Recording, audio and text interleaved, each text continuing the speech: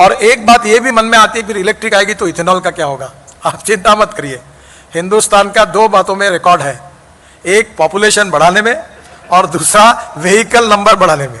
Vehicle population और जनसंख्या दोनों बढ़ाने में हिंदुस्तान की जनता का विक्रम हर समय वर्ल्ड में पहले नंबर पर रहने वाला है, आप चिंता मत करो। मैंने अभी ये डिक्लेयर किया है कि आने वाले साल 1.5 साल के अंदर पेट्रोलियम कार की कीमत जो है उसी कार में इलेक्ट्रिक कार मिलेगी, ये मैंने विश्वास के साथ बताया और अब लगभग वो स्थिति आई है। शुगर फैक्ट्री को लग रहा कोई सरकार आएगी, हमारी ताकत नहीं है, हम सब्सिडी देना चाहते तो भी दे नहीं पाएंगे। और जब 32 रुपए किलो आपका मिनिमम रेट होगा और इंटरनेशनल प्राइस 25 रुपए होगी, तब आपके सरप्लस शुगर का क्या करोगे? गोडाउन में रखोगे, बैंक का ब्याज भरोगे, साल भर भरते भरते ब्याज में लॉस हो जाएगा और दिवाला पिटने की स्थिति में आएगा। ये मैं बहुत गंभीरता से आपको बता रहा हूँ। जो हमारे दिल्ली में फाइटर जेट उड़े थे, उन सब ने 100% बायो इथेनॉल यूज किया था। और चीफ एयरफोर्स के जो चीफ है उनसे साथ और डिफेंस फोर्सेस के साथ भी लगातार मेरा कम्युनिकेशन हो रहा है। और जल्दी ही एविएशन में, एयरफोर्स में इथेनॉल का बड़ा खप बढ़ाने के बारे में हम लोग गंभीरता से सोच रहे हैं। अभी हमने इतने रोड के काम किए कि इनकी मैन्युफैक्चरिंग में 80% राइज हुआ है। तो मैंने उनको सबको बुलाया कि डीजल वाला धंधा बंद करो, आप ऑटो रिक्शा भी देने के लिए वो तैयार है।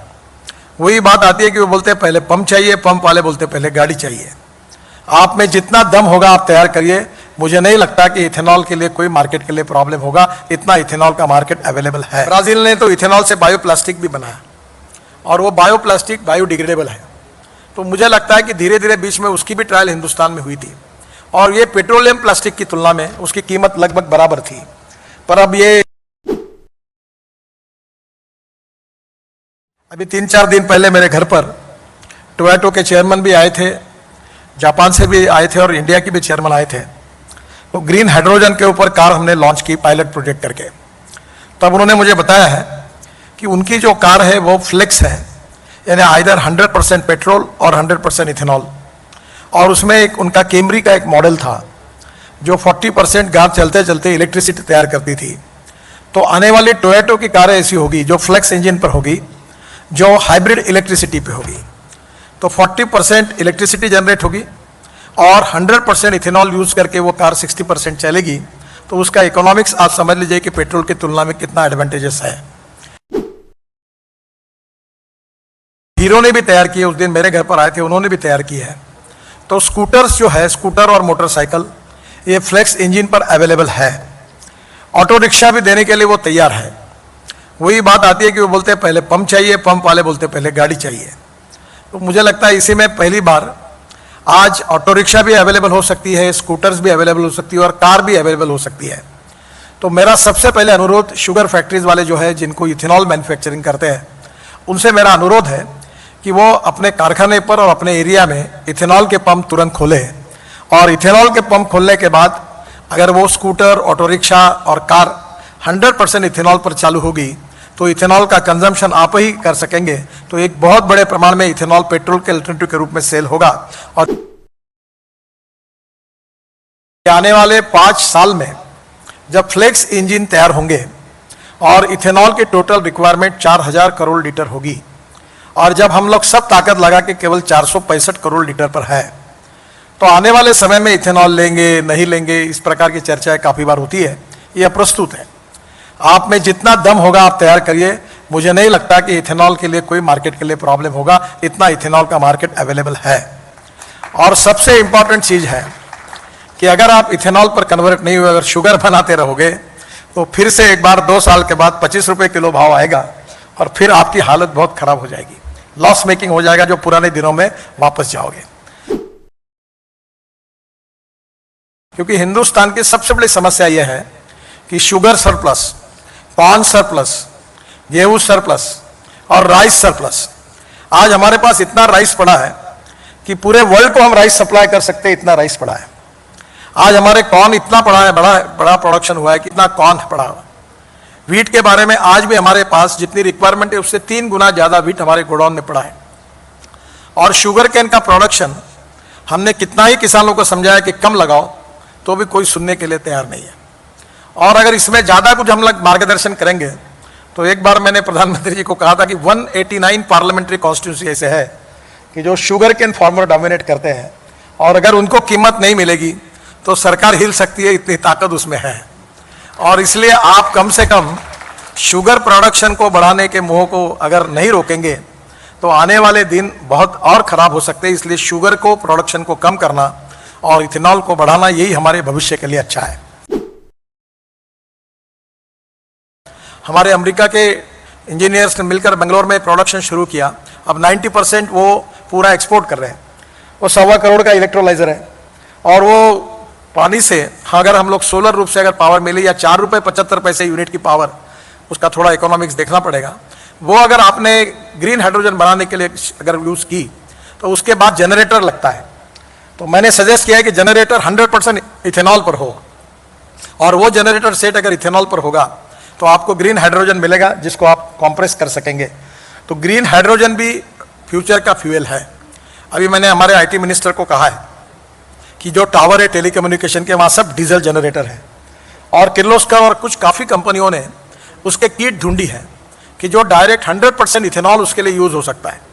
अब कर्नाटक, तमिलनाडु, महाराष्ट्र विशेष रूप से और उत्तर प्रदेश, यहाँ बड़े प्रमाण पर इथेनॉल अवेलेबल है। और ये इथेनॉल अगर इस जनरेटर सेट के लिए यूज़ किया जाएगा तो इथेनॉल के जनरेटर से भी काफ़ी बड़े प्रमाण पर इथेनॉल की खपत बढ़ेगी।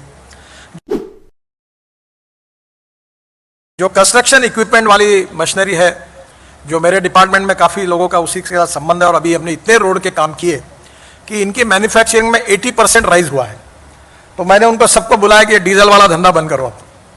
अगर इसको हम अभी बहुत से कंपनियों ने, अब जेसीबी ने एक हाइब्रिड जेसीबी बनाया जो सीएनजी पर था और डीजल पर था, तो उनको रशिया से काफ़ी बड़ा ऑर्डर मिला है। तो धीरे धीरे कंस्ट्रक्शन इक्विपमेंट वालों को मैंने कहा कि अगर आपका डीजल इंजन है तो उसको आप पेट्रोल इंजन बनाना तो आसान है उतने कैपेसिटी का, तो पेट्रोल का फ्लेक्स बनाइए तो इथेनॉल 100% यूज़ होगा।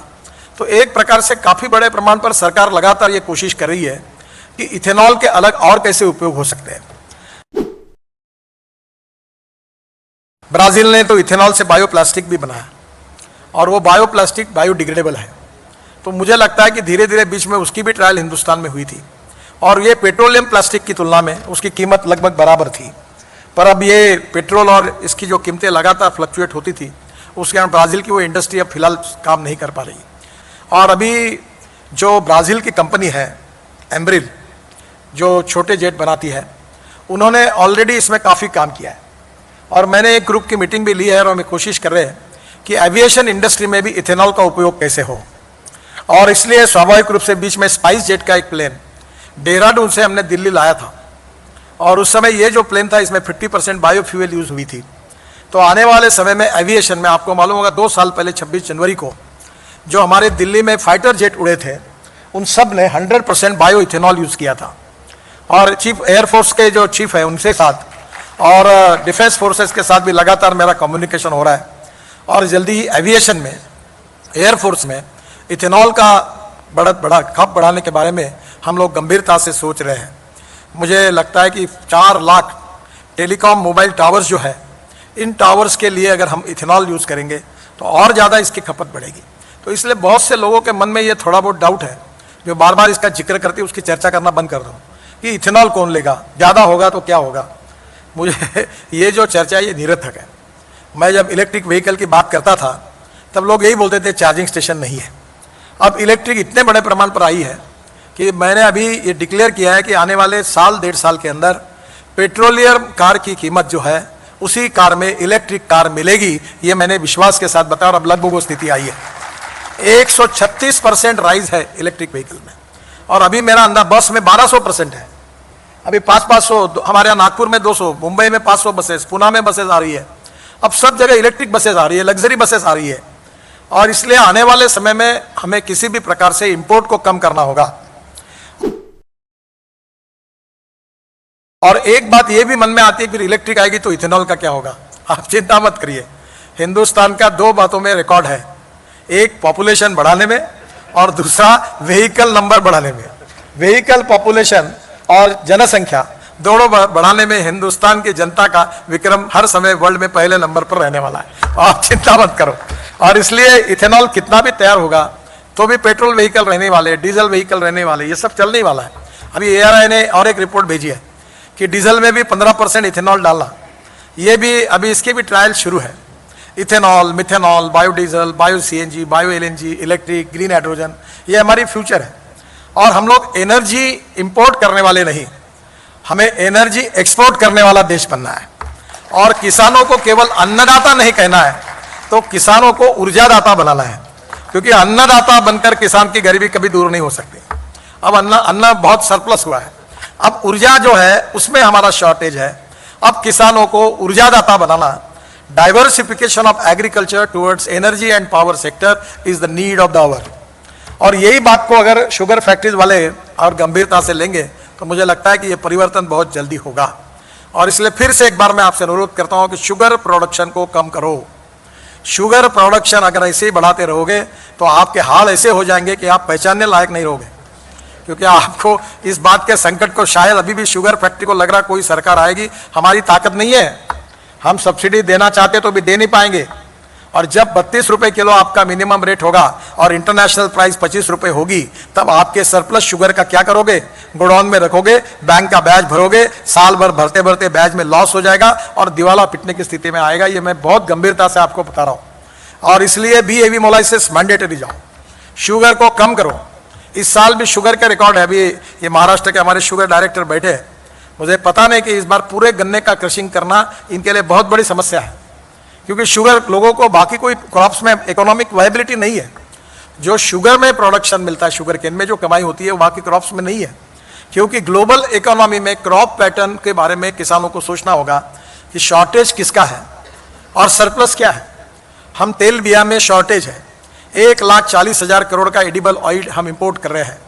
और मैं आपसे अनुरोध करूंगा कि सूर्यफूल हो, सोयाबीन हो, सरसों हो, जो एडिबल ऑयल सीड है, अभी राइस ब्रांड तेल भी बड़े प्रमाण पर हो रहा है, हमें खाद्य तेलों में आत्मनिर्भर बनने की आवश्यकता है।